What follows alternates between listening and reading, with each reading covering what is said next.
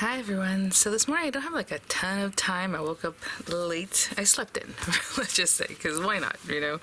The kids are going to be off for the next 3 weeks, and I don't know. I just slept in. But I want to show you guys how to make a shaped gift box out of anything. And I've done this in the past and very recently, but I want to make it so that it's just a very simple box, so you can do this with anything. You just have to make your own measurements. It's going to be easy, I promise. And then I was like, well, what do I want to start with? So, you know, a gingerbread man shape, a snowman, a Santa Claus face, like this little thing. I could have made this into a shape box. Just really something where it's just super simple, guys. So if I, have any links for anything that I'll be using, I'll put that in the description box. Those would be affiliate links, which means I'll make a small commission if you purchase items to those links. In my mind, I'm like, I just need to grab something. And honestly, I just looked over and I still have these impression dies that are still stuck together from whenever I had purchased these, and they were just right here next to me with some other kind of simple dies that I keep next to me just in case I want to use them. They're just right here. And this is a nice size, and this is just a circle. I mean, honestly, it could be any shape. I mean, if you wanted to do a little tiny box in here, you can probably do it with a triangle shape. But then this is really cute too, and I'm like, oh, those are both really pretty. You just need whatever it is, and if it's a shape of a face, you're just going to repeat it, or like a gingerbread man shape, let's say you have that. You're going to need 2 of that shape. You don't have to decorate both of them because one's going to be at the base, but you'll need 2. I think... let's go ahead and use this one, just because it's a little bit larger, but... maybe with some music over. I don't know. I was gonna say, show you how to do this one. With this one, what I would do is cut a top and a base, and then do the same thing with this guy here. You just measure. So, like, if I measure this, I'm like, okay, I would say the box insert can be about 2 inches, and it wouldn't be sticking out. Yeah, probably 2-inch square would fit under here really nicely, and I would go with those measurements. So 2 inches, 2 inches. It might be oblong like this, so maybe this direction is going to be shorter than this direction, but just add your whatever it is that you measure that you think is going to fit in there and not show on the edges, right?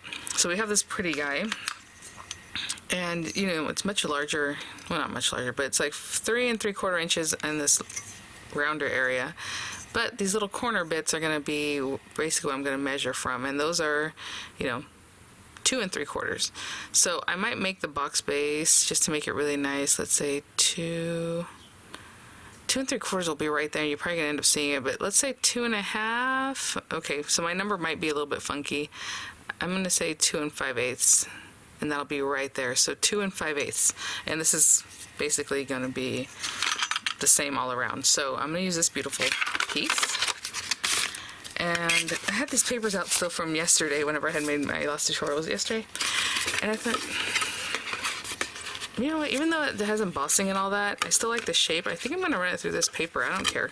This is a card base, but I'm going to cut a piece off. And then we need, if that's just going to be your top, if you want to attach that to another piece to make it more sturdy, this paper is pretty good. It's not the sturdiest paper in the world, but it's pretty good.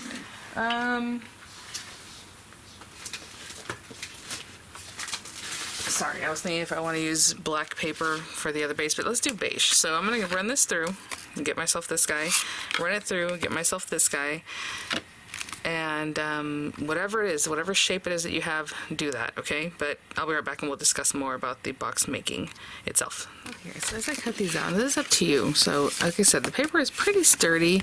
It looks really pretty. Now you're going to see the bottom, obviously if the person looks at the bottom, you're going to see the top if you frame it out here. So I think I'm actually going to go ahead and run the cream colored 2 more times, and it'll back up this guy and it'll back up this guy, so it looks nice on both sides, like you're looking at from the inside and underneath. So I'll be right back.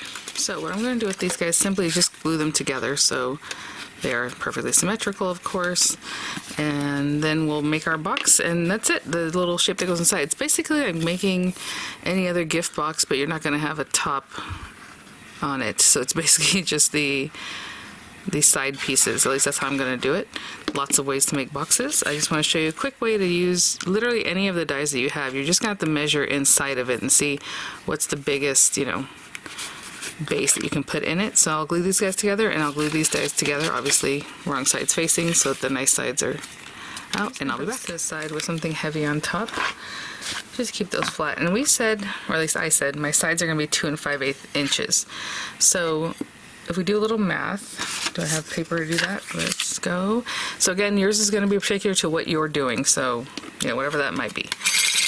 So I want 2 5/8 inches square, right? So theoretically, I don't really need to add anything else to that number. It's just, you know, 2 5/8, 2 5/8, and along here and along here. So we need a strip that's at least that long plus a little glue tab. And then, you know, how high do you want it? Maybe 1.5 inches? That's cute, right? Like 1.5 inches tall. So in the height, sorry, my drawings are kind of crazy. Something like that. 1.5 inches, right? Plus it needs to be glued to this thing. So we do need, like, you know, 1/4 inch glue, 1/2 inch glue tab, whatever you think is best to glue it down. And so let's give ourselves, I mean, it's not that big a thing. 1/4 inch, that's very small, but I think that's probably the best. So I want my strips to be 1 3/4 inch thick. So 1 3/4 inches, the strip, the thickness or the height, and then we're going to score it at 1/4 inch down here or wherever. And then a 2 5/8 times 4. So basically we have 8 plus, that's 2, 2, 2, 2, right? Plus another, let's see, 10 28ths. 28ths, that's 16 28ths. That means if we have 16, that's another 2 full inches plus a half. So 8, 10 and a half. Plus a glue tab. So let's add another 1/2 inch on that for the glue tab. So 11 inches. So, oh, perfect. Most paper, you know, A2 size paper is about that long. So 1 3/4 by 11. So I'm just going to grab some beige paper, and unfortunately I cut this one in this way. I should have cut it the other way. I'm just going to grab that, and I need 2 strips that are basically the same because we're going to need a little housing. Oh my gosh, how do I? For like the top one and then the bottom one to nestle up into it, right? So I need 2 strips that are 1 3/4 by 11, and I'll be right back. Now I can definitely show you a paper trimmer how to do this, but I'm gonna go ahead and do it on my scoreboard. But you can definitely do it on a paper trimmer. I know I've been going back and forth. Like if I do it on the paper trimmer, I do it there. I talk about the scoreboard. If I do it on the scoreboard, I talk about the paper trimmer. You're just gonna have to add your 1/16 of an inch. That 1/16 of an inch that makes a box fit on top of, you know, another thing. But these are really nice and sturdy. They look really cute. And so with this guy, this is one of our strips. Let's say this is gonna be our box lid, okay? If you guys recall, I want a 1/2 inch glue tab, but for now, I didn't make up these numbers yet, and I should probably write them down because that way I can just go down the list and we'll have it right. So we want a 1/2 inch glue tab. I'm doing that right now. And then I'm gonna mark every 2 5/8 inch from there. So let me come up with the numbers. Even though for your project, I'm sure your project's gonna be totally different than mine, but you're basically gonna add 1/2 inch to that 2 5/8 because that's what it needs to be. So 3 1/8. And then 2 5/8 from there is 5 6/8, so 5 3/4. I'm just coming up with my numbers as I go down. So I'll write these down 2 5/8 inch every time, and I'll be right back. My first score line should be at 1/2 inch. Then the next one, 3 1/8 inch. 3 1/8 is just past the 3. Okay, 3 1/8. 5 3/4, so 5 3/4. And then 8 3/8. So 8 3/8 is just right before 8 1/2. There we have that. And then we need a 1/4 inch score line for our glue tab. So I'm just going to turn it either way, it doesn't matter. Now 1/4 inch is very small, but I just don't want it to be super noticeable, but generally I go with 1/2 inch, okay? So that is our box top. Our box base, depending on your scoring tool, you're going to do the same thing. I'm probably going to start this one not with the 1/2 inch measurement, sorry guys, because at the end of it, I'm going to end up having a little piece of glue tab that's not 1/2 inch anymore, because you're going to do the number plus a 1/16 every time. So if you're doing this on your paper trimmer, you know, the first one could be 2 5/8. So if I go backwards from this guy, 2 5/8, which is really kind of a bummer because I have to like look at this, 10 inches, 5/8, 2 5/8 right here. what's going to be easy about this is that it's already accounting for the 1/16 of an inch on your cutting trimmer. You're going to look at 2 5/8 plus a 1/16. So look for that number, right, where that is. But we're going to have to, kind of like when you're making, is it a matchbox? I can't remember. There's another thing that you can make like this that you're going to have to score it every time. So score it and go ahead and move it. And mark 2 5/8 again. So 2 5/8 again. Score it, move it, because you want that 1/16 to be there every time. If I just laid this here and said 2 5/8 and kept going, your 1/16 is already accounted for, but it's not accounted for over here because now you're literally measuring 2 5/8. You need that 1/16, so you have to score it and butt it up every time that you do this, or every time you're on your paper trimmer, you add that 1/16. So again, 2 5/8. And by the end of this, I should only have a 1/4 inch glue tab left here. So 2 5/8. And that is exactly what happened, because you're taking a 1/16 every time, and we did it 4 times, so that's taking away a 1/4 inch. So I only have this little bit left, and we need a 1/4 inch down the whole edge, right, for our glue tab. So I hope I haven't lost you guys. 1/4 inch, so small. It'll be interesting to work with that. Okay, so now, how do we fold this so that it actually does what we want? So I folded them this way, so that's how it's going to be, but a lot of times I score and I like folding it back the other direction.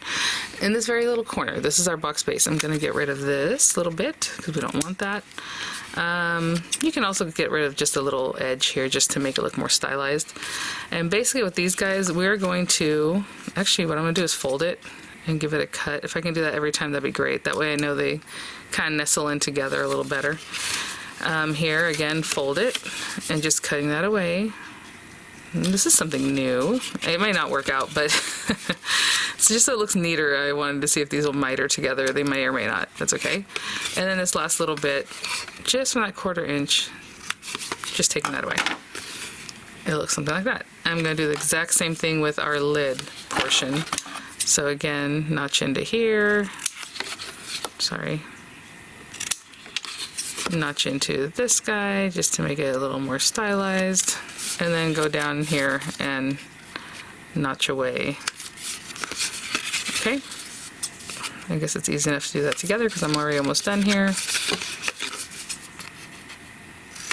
And then here we have one more piece, and yeah, okay, let me put this away, I'll be right back. So we have our score lines. We're going to score our glue tabs inward because we want them to kind of meet each other like this, and that's going to go inside of our little confectionery box or whatever it is that I end up putting in there. So hopefully you understand what I'm saying. Just measure whatever it is that you have going, and it's literally those measurements. You don't have to do much else other than add a glue tab measurement if you like a 1/4 inch, if you like a 1/2 inch or whatever, and a glue tab at the end. So it's something like this. And I am going to go ahead and glue it into a frame. And now I was going to say, do I recall which one's the lid and which one's the base? No, but the lid has a legitimate 1/2 inch glue tab. So I'm going to go like this. Just put that guy together. And then all we're going to do is attach this to the inside of our lid. And, you know, I maxed it out, and it is maxed out right at those little bump corners where I had measured, right? So I'm going to do the same thing with this other guy. Just go ahead and put it together. Score my glue tabs and all that, and I'll be just a little bit wet. But before you even put this together, you can definitely just see if you did the measurements correctly. So you can kind of come in here and put these guys together, if I could find which one. And that way, well, maybe this way, you'll see that it fits before you move on. That's really nice and tight, actually. So anyway, okay, I'm gonna take this, open it up, let the glue settle, and I'll be right back. Okay guys, so let's look. This is the box base. I don't guess it doesn't really matter because one goes over the other. Yeah, there we go.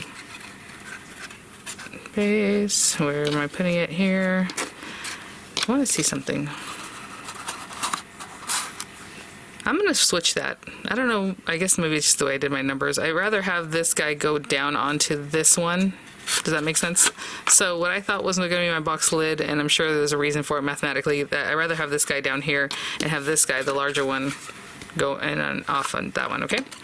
So I'm just gonna put glue, but it's up to you, whatever you want. Just switch it up. But make sure you're gluing the right one to the right, piece. Now I'm gonna pop this right in here.